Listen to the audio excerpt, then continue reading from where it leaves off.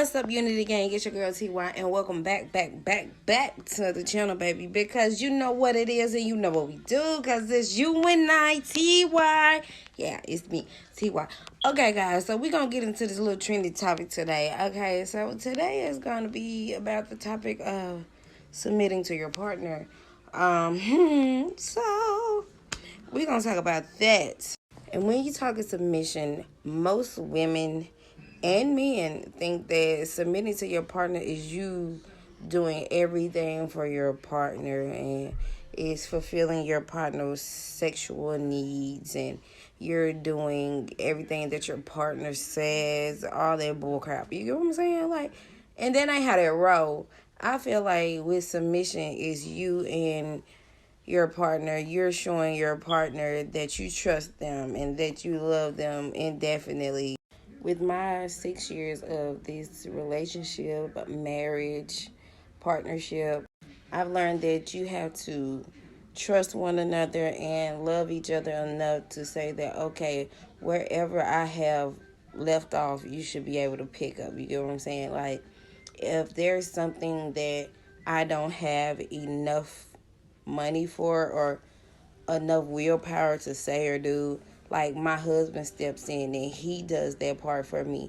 Like, if I cannot accomplish that, I know that he has my back and he does that for me. So number one rule, like, y'all really have to trust each other. Like, if you don't have trust, you don't have anything. And just as the introduction to my page, U.N.I TY, yes, you and your partner, husband, wife, whatever, y'all have to be a unity. Like, a house undivided is not a house at all.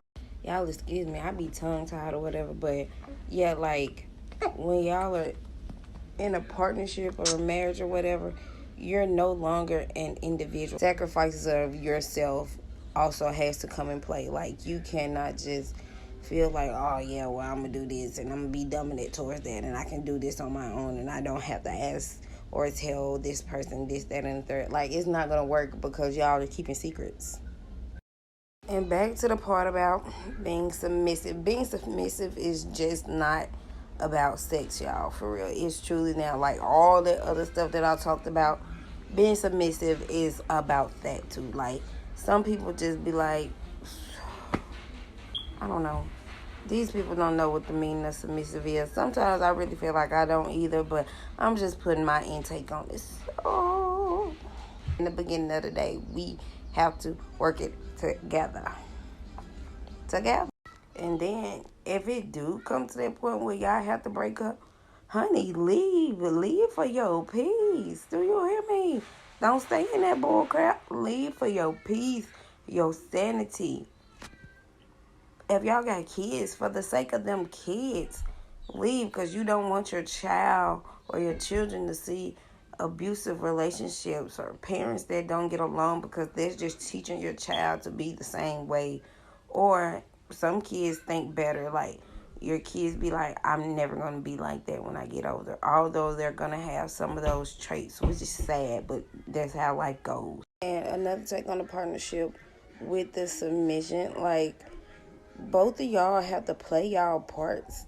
Like, the man has to protect and provide and lead and also nurture, but the woman has to nurture and nourish and, you know, get what I'm saying? Like, that type of thing, the simple thing. Having the babies, having to be the cook, having to be the cleaner. That gun Easter bunny, whatever you want to call it. Like, so with that partnership, there always has to be a head and a tail. You know what I'm saying? Heads and tails is just like a coin. Whichever side you flip, that's the side you depend on in that moment. So basically, my husband is the head and I'm the tail. Not the tail, but you get what I'm saying? The feet. Like, you got to think of it as coordination to your body.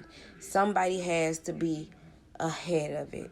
And somebody has to be there to also continue to carry. You get what I'm saying? Like, if the head loses its balance, your legs are still able to walk.